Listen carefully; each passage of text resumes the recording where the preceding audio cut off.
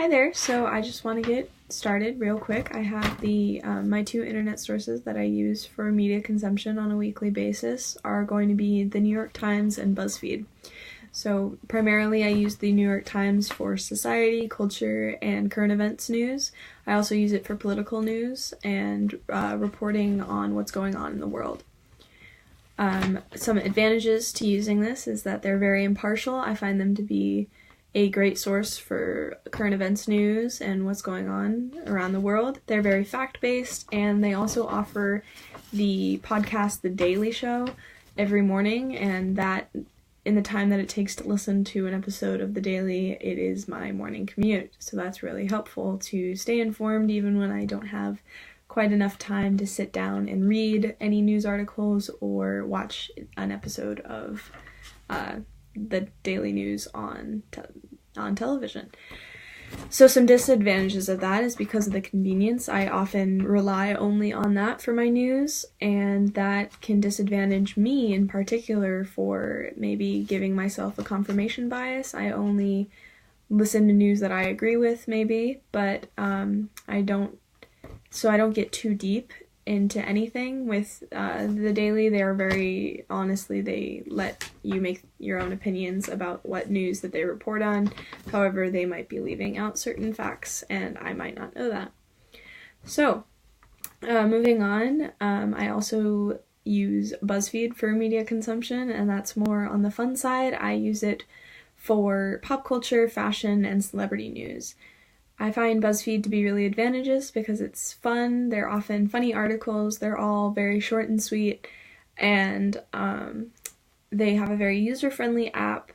I think bias doesn't matter when it comes to celebrity news, so it's very easy to just have one app to look up like current events in like the more superficial world, I suppose.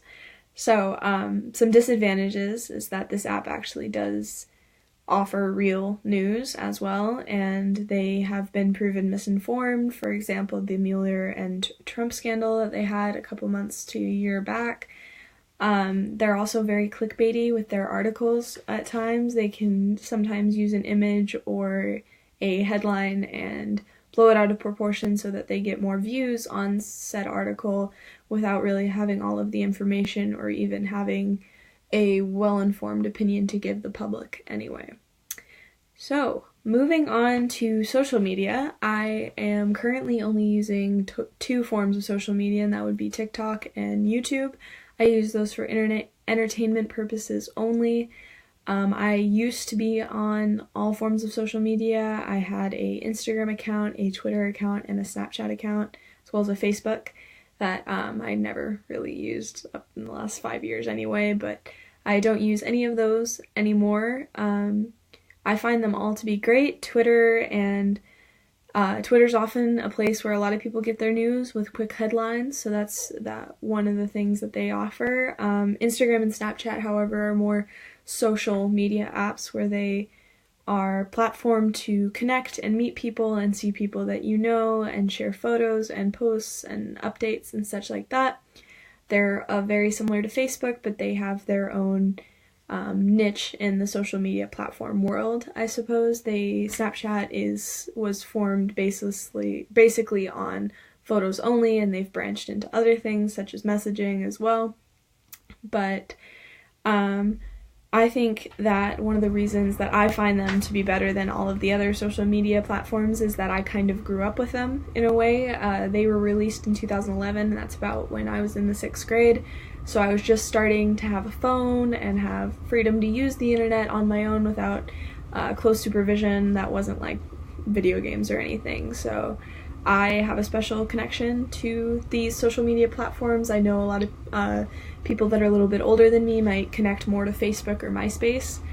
So, however, I think these platforms are great. I think they all have their drawbacks, though. A big one for me was one of the reasons I quit was the location services on social media. I found that over the course of the years, that's about 9 years that I had social media nonstop in my life, and eventually I just decided that it would be interesting to just cut it out And when I did, I realized that a big part of it was actually kind of unsettling, and that is the location services aspect of both Instagram and Snapchat in particular.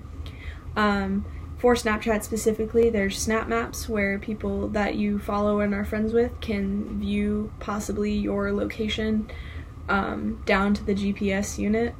So that's kind of a weird thing that unsettled me. I kind of like not being like tracked in that way. Obviously, a lot of people don't care where you are when they have that, but having that service on was kind of unsettling for me personally. I think their social media is kind of amazing though. I think it provides connections for people across the world, people with families in different places. I think there are so many positives to social media. I just found that after using it for 8 years nonstop, it was time for a break, and that's why I quit. It was never really anything that, like an incident that bothered me. It was just time. Alright, so I'm excited to hear all of your other opinions about social media and the news outlets that you folks use, and I will see you later. Bye. Thank you.